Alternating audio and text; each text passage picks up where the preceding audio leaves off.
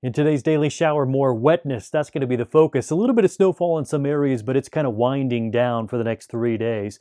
Watching out for livestock producers. Calving season is here. Watching out for cold over the next couple of weeks. So a lot to cover in today's daily shower. Let's get to it. Matt Macon's here. Here's the calendar view for February. We chatted in the last video about the 7th, 8th, and 9th. Today, let's talk about the 9th, 10th, and 11th, and then we'll expand that to go through the rest of the month. So kind of a monthly outlook is coming our way.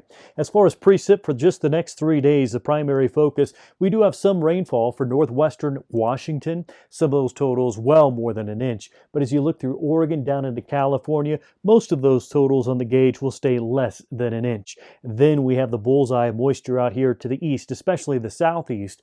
Fly that map view down to the southeast from Panama City and Pensacola toward Tallahassee, right over Albany and Douglas toward Dublin.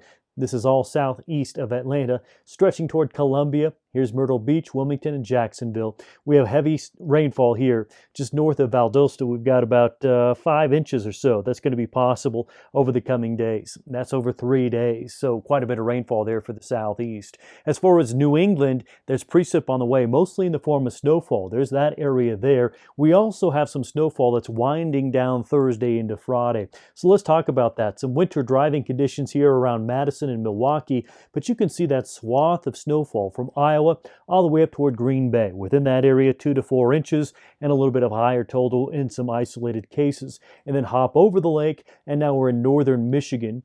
And Traverse to Petoskey, we've got around a couple to a few inches possible there as well. So we do have snow on the way over the next 3 days, but by and large, not all that dramatic. It's mostly forms of rainfall that will be the heaviest precip areas. And kind of a mix, icing, snow, some rain too for New England, but you get into northern Maine, that's where we'll have anywhere from 2, 4, 6 inches or so. And again, that's going to be wrapping up over the next 3 days. Let's focus on next week.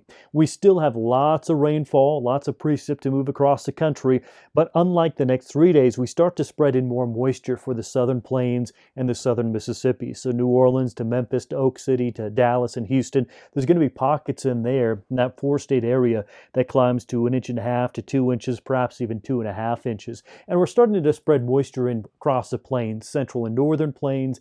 Midwest will have a bit more moisture as well, and off to the west, still really kind of focusing on the extreme northwest. But we are going to bring some systems in to the Four Corners region, the Rocky Mountains, and we'll add some snowpack, we'll add some rainfall in other cases. And we'll have details on this in future videos. As far as impactful precip areas, watch out for the southeast on the 16th. That'll be heavy. And also into California, the 17th to the 19th. Some very heavy precip. Not to say other areas of the country don't have rainfall or snowfall on the way, but in terms of impact, kind of the higher level totals will be coming in those 2 areas just profiled.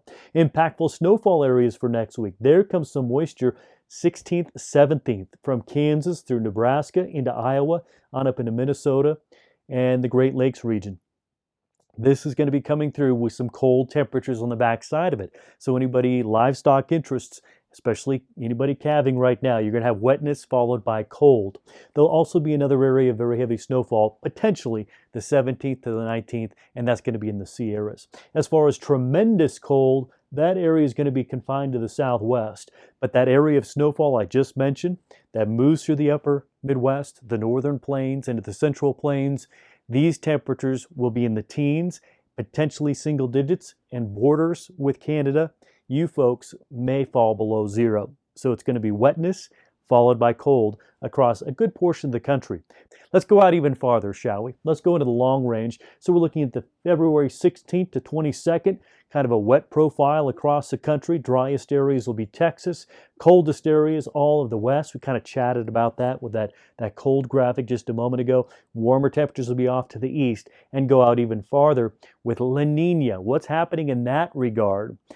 As we look forward throughout La Niña, she's weakening very, very quickly. Here are our classic boxes overlaid on the sea surface temperature map. And again, these colorations, warmer, colder than average ocean conditions. In our boxes here, this is the ENSO region where we look for El Nino or La Nina.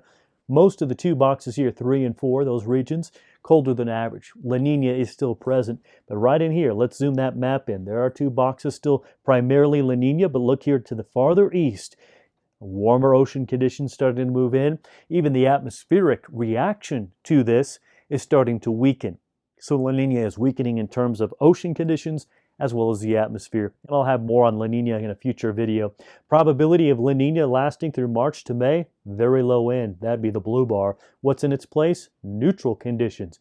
And watch as we get later in the year, the probability of El Nino does increase. We're above 50%. July through September for the rest of the year to have El Nino in place. Patience on that though. We're at the spring barrier for ENSO forecasts, El Nino forecasts. It just means skill scores right now are lower than they will be in March and April. So stay tuned on that. I'll have another video discussing the La Nina outlook coming your way in just a little while. That's today's Daily Shower. Matt Makins here. Blessings to you and yours. That's the data as I see it.